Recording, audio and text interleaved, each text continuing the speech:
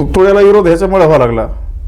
एक तर महाराजांचा पुतळा बसायचा तर ह्यांचे बॅनर कशामुळे खाली लावायचे? ह्यांना विरोध आहे, महाराजाला विरोध अजिबात नाही कुणाला. कारण महाराजांनी काय कुणावर अन्याय नाही केलेला, 18 पगड जातीला घेऊन चाललेले.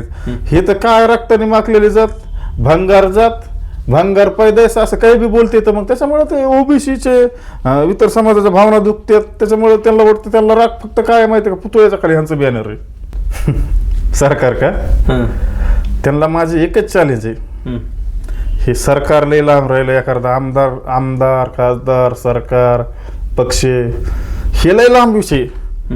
तुमच्यात जर खरी धमक असेल ना, तुम्ही पांडुरंग तारकला सरपंच करून दाखवा. चॅलेंज आहे माझी इथून.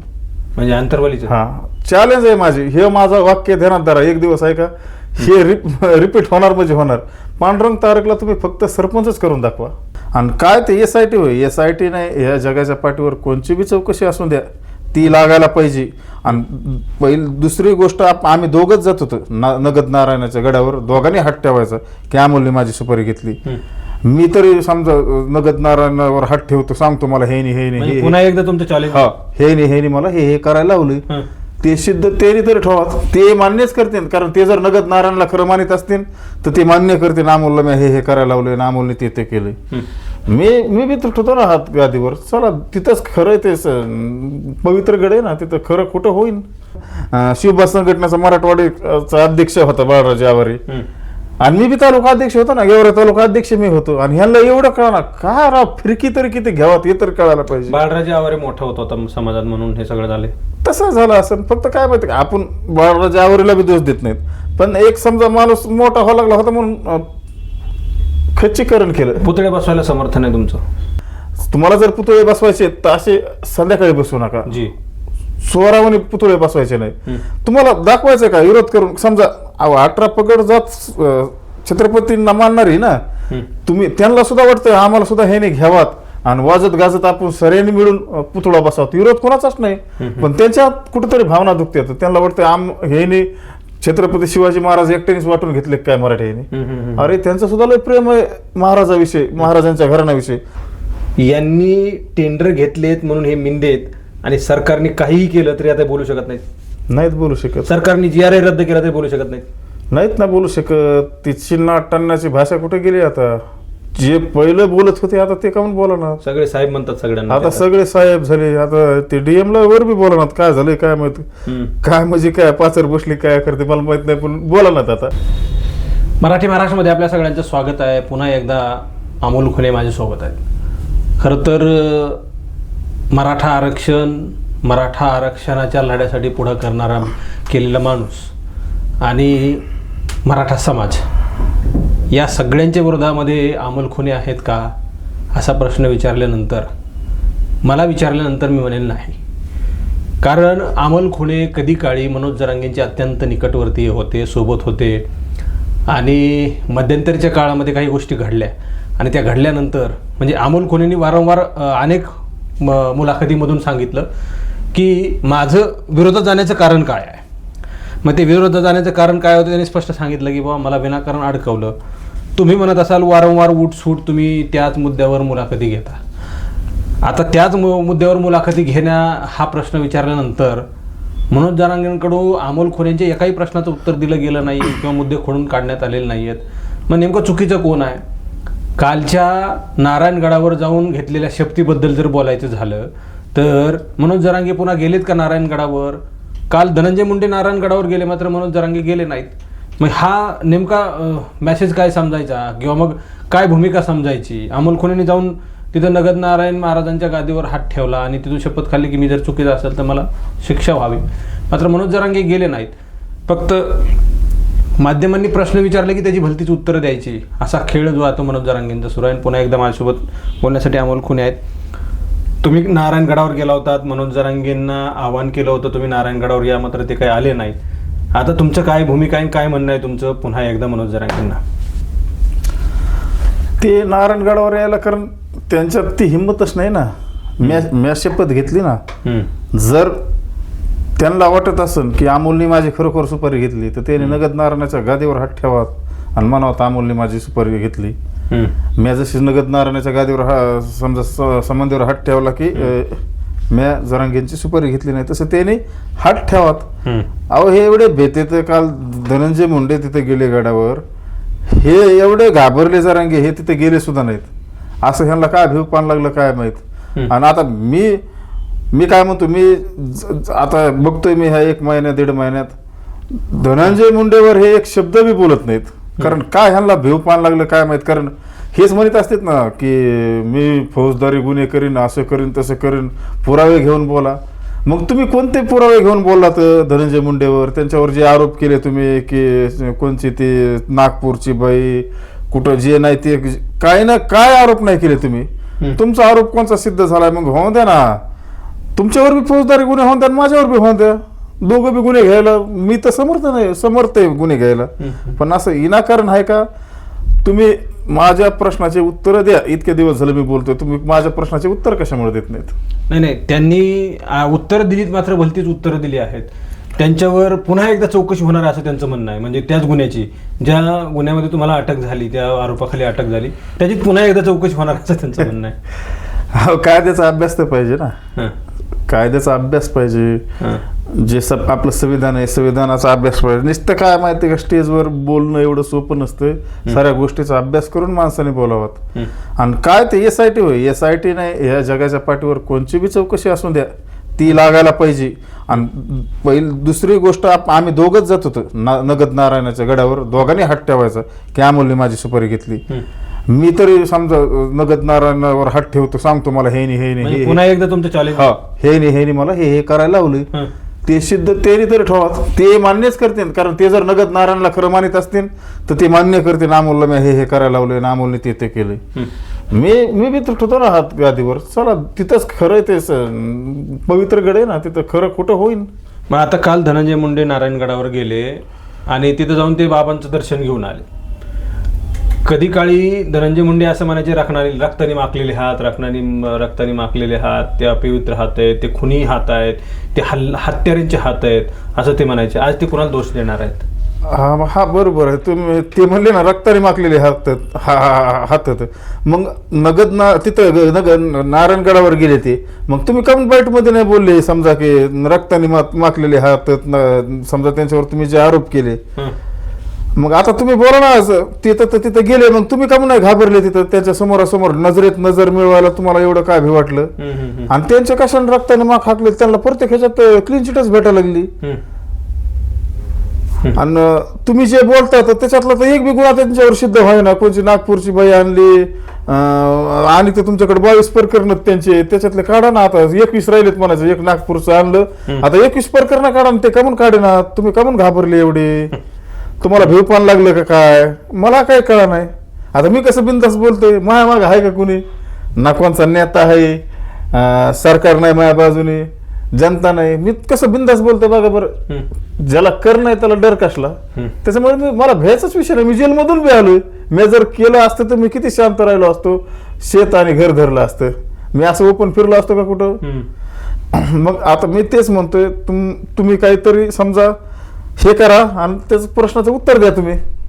ते मध्यंतरीच्या काळामध्ये पुतळे बसवण्याचं फार मोठं एक नवीन प्रकार आलेला आहे आपल्याला. गावोगाव पुतळे बसवायचे. ह्याबद्दल काय बोलायचं आहे? जे पुतळे बसवले ते बेकायदेशीर बसवलेत असं म्हणणं आहे. जे कालपर्यंत मनोज जरांगेंचे सहकारी त्याला आजही विरोध करत नव्हते, ते आता मात्र बाळराजे आवारेला विरोध करतायत.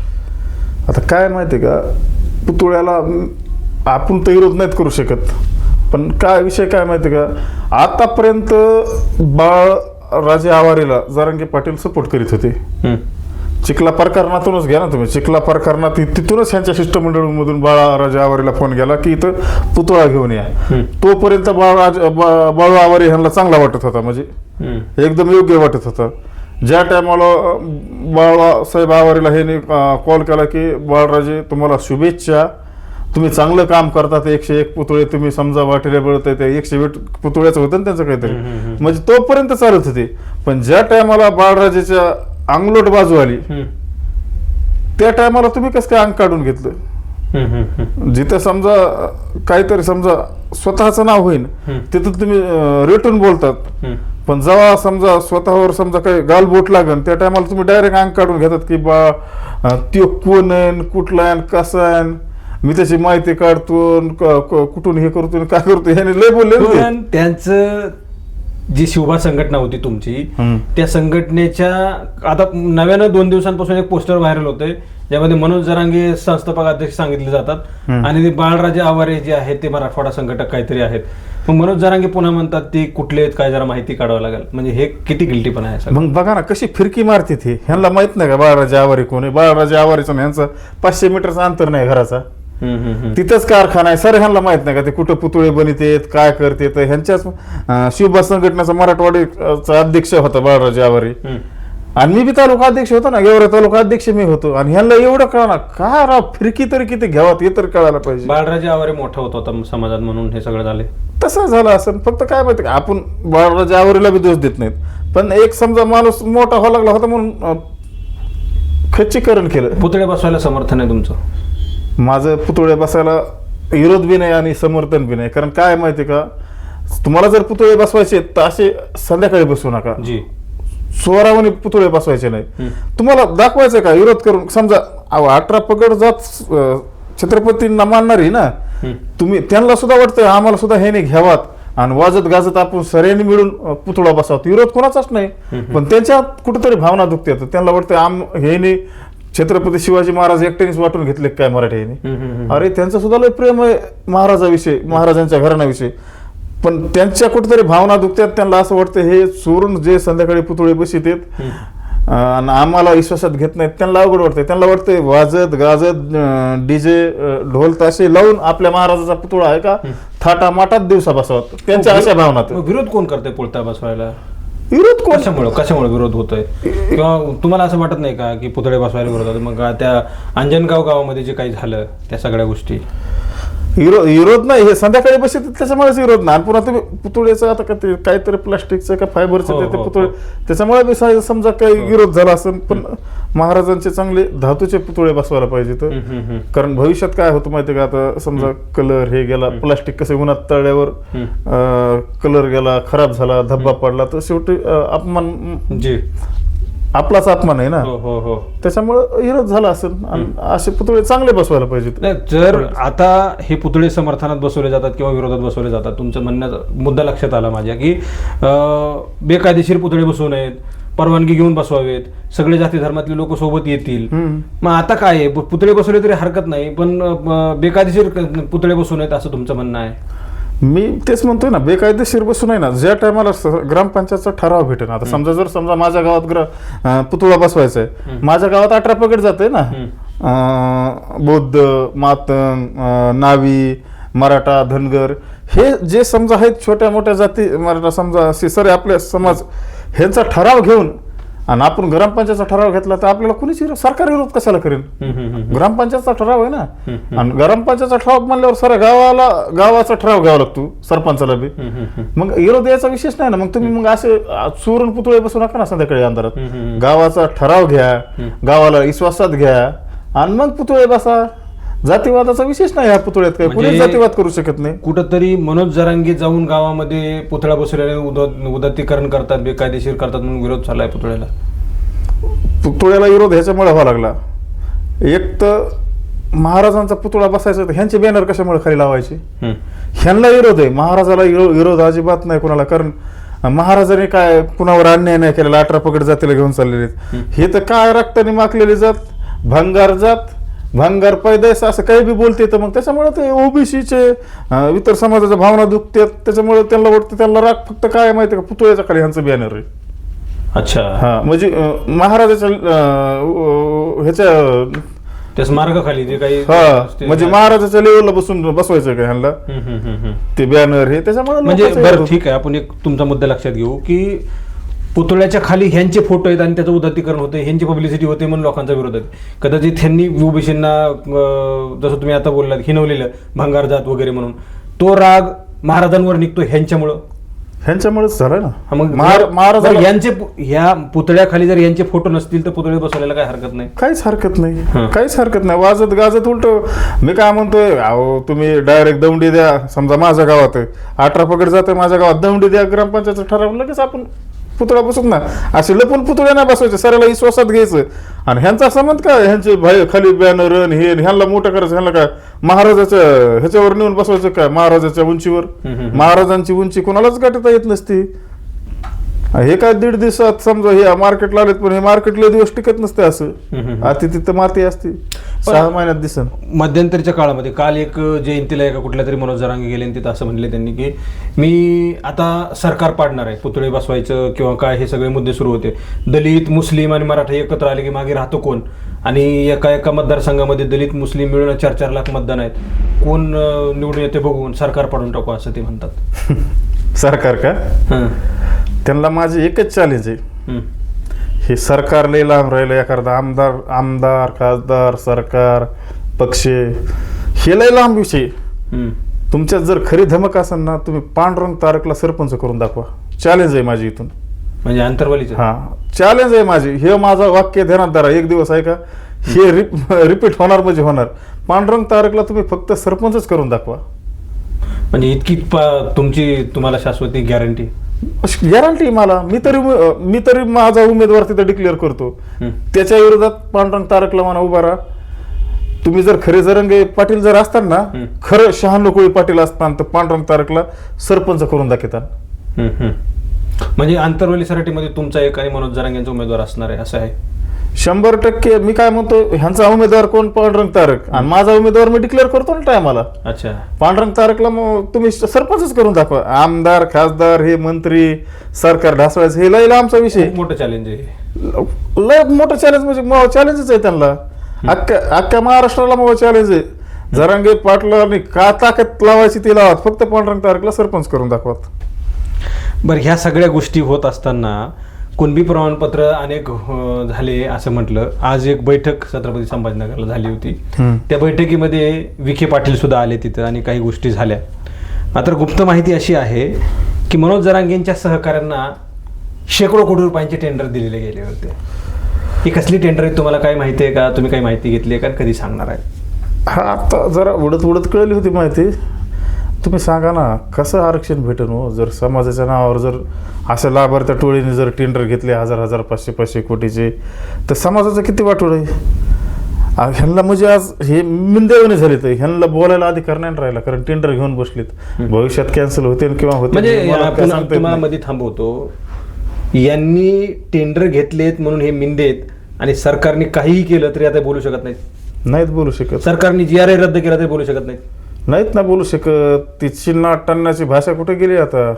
जे पहिलं बोलत होते आता ते काऊन बोलणार? सगळे साहेब म्हणतात सगळ्यांना, आता सगळे साहेब झाले. आता ते DM ला वर बी बोलणार. काय झालंय काय माहित, काय म्हणजे काय पाचर बसली काय करते मला माहित नाही, पण बोलणार. आता खूप प्रचंड घाबरलेले, कारण मला त्यांचा एवढा अनुभव आहे. मी 15 वर्षापासून संघ राहिलेलो. खूप त्यांच्या मनात म्हणजे आहे का भीती निर्माण झालेली.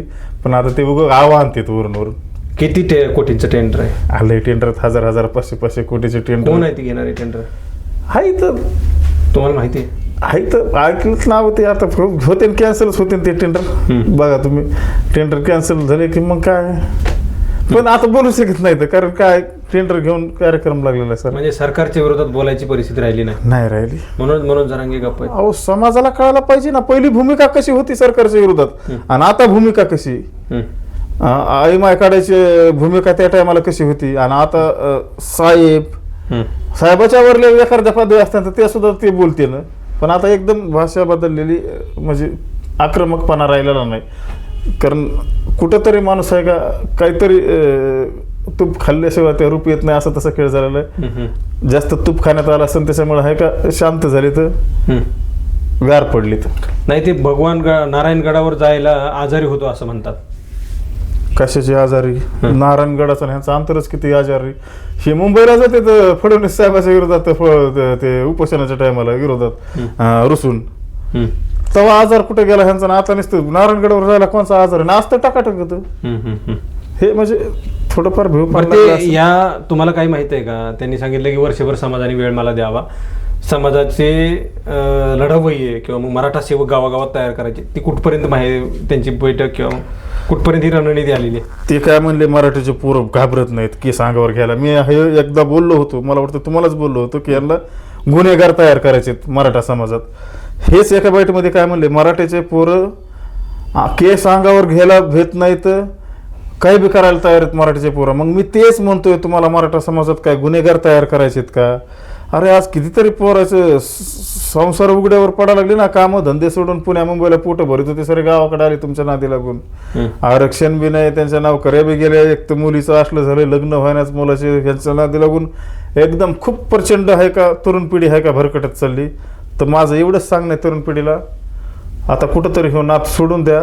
आपलं जे आरक्षण होतं EWS हे बी गेलं, ACBC बी मला वाटतं गेलंच. आणि हे कुणबीमध्ये आहे का समाज सारा घुसू शकत नाही. 4-2% समाजाचा लाभ होईल ह्याच्यात, पण 95% समाज आहे का वंचितच राहणार ह्याच्यात. ह्याला कुणीच काही करू शकत नाही. जगाच्या पाठीवर समाज घुसतच नाही आरक्षण मध्ये 5%च्या वर. म्हणजे आता सगळं सेटल झालेलं आहे, सगळं झालं सेटल. आता अमोल खुनेंनी मोठं चॅलेंज दिलेलं आहे. ह्या मुलाखती शेवटी इथंच थांबणार आहे आणि त्या चॅलेंजवर फार मोठा भर आहे. मी 2 वेळा खोदून विचारलं की हे चॅलेंज फार मोठं आहे, मनोज जरांगेंसारख्या माणसाला देणारं फार मोठं आहे. कारण अमोल खुनेंनी सांगितलं की सरकार पाडायचं सोडून दे. म्हणजे मनोज जरांगेंनी इशारा दिलेला होता की दलित, मुस्लिम आणि मराठा एकत्र आल्यानंतर कुठलाही आमदार कसा निवडून येतो हे आपण बघू, असं त्यांनी म्हटलं होतं. मात्र अमोल खुनेंनी एक मोठं चॅलेंज दिलेलं आहे, पांडुरंग तारकला सरपंच करून दाखवा. माझा एक उमेदवार असेल आणि तुमचा पांडुरंग तारक, काय ताकद लावायची ते लावा, पांडुरंग तारकला सरपंच करून दाखवा, असं त्यांनी म्हटलं. आणि दुसरी गोष्ट, मनोज जरांगे आता सरकारच्या विरोधात का बोलत नाहीत त्याचं कारण आहे, शेकडो कोटी रुपयाचं टेंडर मनोज जरांगेंच्या सहकाऱ्यांना मिळालेलं आहे. मनोज जरांगे मिंदे झालेले आहेत आणि आता ते बोलू शकत नाहीत, असं अमोल खुनेंनी म्हटलेलं आहे. मग मनोज जरांगेंचा मौन याचमुळे आहे का, असा सवाल उपस्थित केला जाणार. याचं उत्तर मनोज जरांगेंनी समाजाला द्यावं. अमोल खुनेंना किंवा मला, मराठी महाराष्ट्राला द्यायची गरज नाही. समाजाने मनोज जरांगेंना सवाल विचारावेत, किती लोक आरक्षणात गेलेत, आकडेवाईज आम्हाला सांगा. जसं ते म्हणतात कोट्यवधी लोक, अर्धा कोटी, 3 कोटी मराठी आरक्षणात गेले, 2 कोटी मराठी आरक्षणात गेले, 58 लाख नोंदी सापडल्या वगैरे वगैरेच्या ज्या वल्गना मनोज जरांगेंकडून केल्या जात आहेत, त्या वल्गनाच नाही तर अत्यंत समाजाला वेड्यात काढण्याचा हा सगळा प्रकार आहे. समाजाने त्यांना विचारावं आणि ज्यांना वाटतं की खरंच आम्ही आरक्षणात गेलो तर त्यांनी कालचं जी काही पोलीस भरतीची ही सगळी प्रक्रिया झाली त्या प्रक्रियेमधून किती लोक तिथं कुणबीमधून लागलेत ह्याचं सांगावं. आणि सोशल मीडियावर कुठल्याही प्रकारची ठोस माहिती नसणारे मनोज जरांगेंचे जे काही ट्रोलर्स, जे काही हस्तक आहेत, ते सोशल मीडियावर कुठल्याही प्रकारची माहिती नसताना विनाकारण सोशल मीडियावर अपलोड करतात. इतके तिकडून लागले, इतके इकडून लागले, कुठल्याही प्रकारची डॉक्युमेंटरी एव्हिडन्स त्यांच्याकडे नसतात.